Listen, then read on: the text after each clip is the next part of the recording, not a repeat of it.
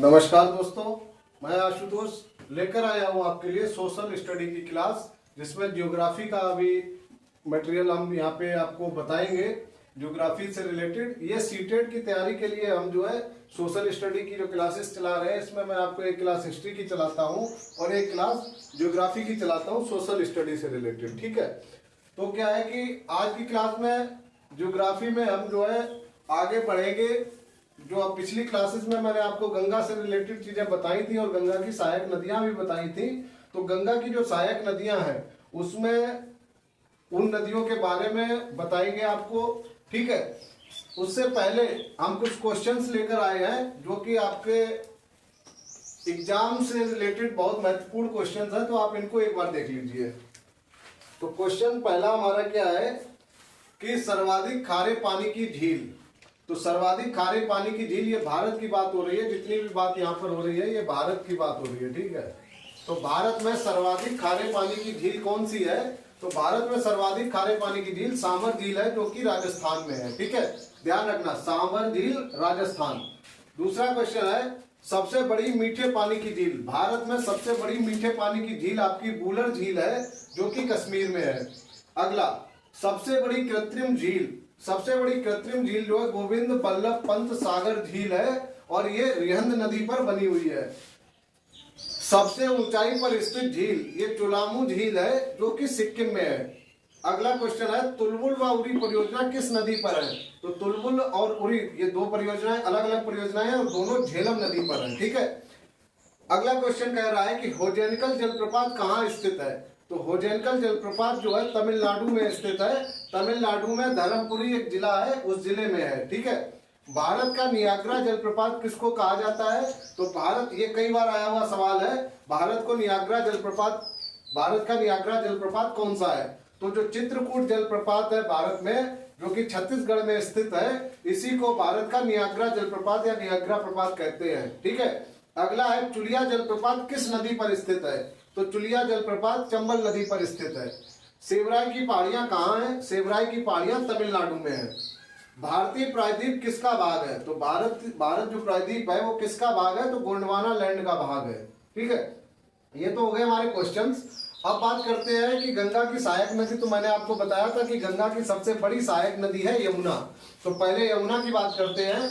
तो यमुना जो है 1376 किलोमीटर लंबी है, यमुनोत्री ग्लेशियर से निकलती है।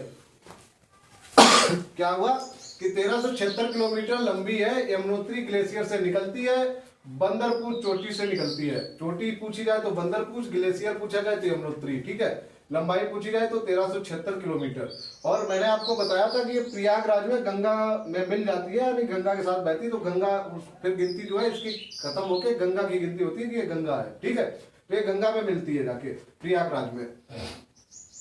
इसके यमुना के किनारे स्थित शहर कौन कौन से हैं? तो यमुना के तटीय शहर जो है आगरा, मथुरा और दिल्ली।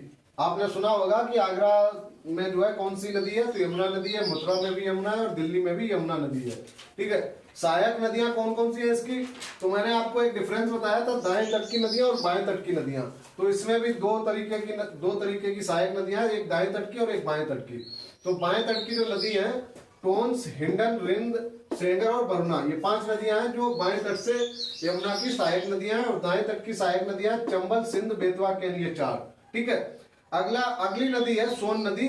अभी अगर गंगा की सहायक नदियों की बात करें तो आप देख रहे होंगे कि ये जो है दाएं तट की नदियां चल रही हैं। दाएं तट की, जो मैंने आपको ग्राफ जब नदी गंगा नदी के बारे में बताया था तो उसमें मैंने आपको बताया था। तो ये दाएं तट की नदी है दोनों, यमुना और सोन। तो सोन नदी जो है अमरकंटक से निकलती है। अमरकंटक आपका मध्य प्रदेश में है और इसकी सहायक नदियां जो है रिहंद, उत्तरी कोयल, जोहिला, गोपद और कन्हर। ठीक है, ये 5 सहायक नदियां हैं इसकी। अब बात आती है, ये बाएं तट की सबसे पहली नदी है जो गंगा से मिलती है। तो बाएं तट की पहली नदी रामगंगा, और बल्कि बाएं तट की नहीं, ये बाएं और दाएं दोनों तट में सबसे पहले यही गंगा की सबसे पहली सहायक नदी रामगंगा ही है। ठीक है, ये दूधाटोली श्रेणी से निकलती है। दूधाटोली श्रेणी से निकलती है, यानी कि अगर पहाड़ी पूछा जाए तो आप गढ़वाल पहाड़ी कह सकते हो, श्रेणी पूछा जाए तो दूधाटोली श्रेणी।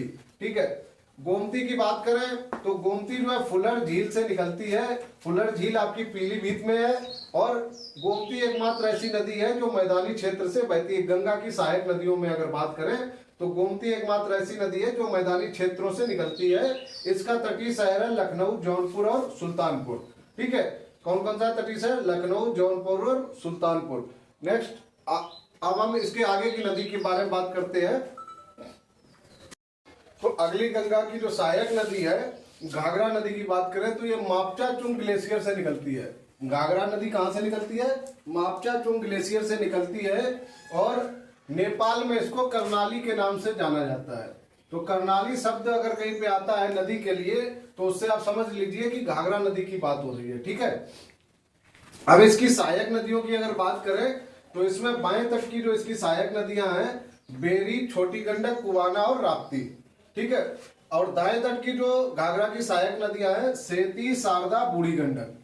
ये बहुत ध्यान रखने की बात है क्योंकि परीक्षा में जो क्वेश्चन बनता है वो इस टाइप से भी बन जाता है कि छोटी गंडक नाम ले दिया उसने, छोटी गंडक किस नदी की सहायक नदी है, वहां पे आपको गंगा, ब्रह्मपुत्र, घाघरा और महानंदा ऐसी नदियों के 4 ऑप्शन दे दिया जाएगा। तो उसमें आपको पता होना चाहिए कौन सी नदी किस नदी की सहायक है। तो छोटी गंडक किसकी होगी? घाघरा। तो आंसर आपका उसमें घाघरा होगा। इस टाइप से सवाल बनते हैं परीक्षा में। अब गंडक नदी की बात करें तो गंगा की सहायक अगली सहायक नदी है गंडक नदी। गंडक नदी जो है काली गंडक और त्रिशूल गंगा ये 2 नदियों से मिलकर बनती है। ठीक है, काली गंडक और त्रिशूल गंगा से।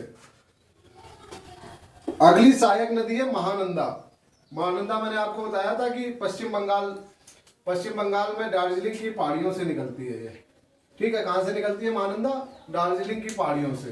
तो गंगा और गंगा की जो सहायक नदियां हैं उनके बारे में जितना मेरे को बताना था सीटेट से रिलेटेड वो मैंने आपको यहाँ बता दिया है। नेक्स्ट हम चलेंगे ब्रह्मपुत्र और सिंधु नदी जो है उनके बारे में बात करेंगे, तो वो अगली क्लास में बात करेंगे। आज के लिए इतना ही, धन्यवाद।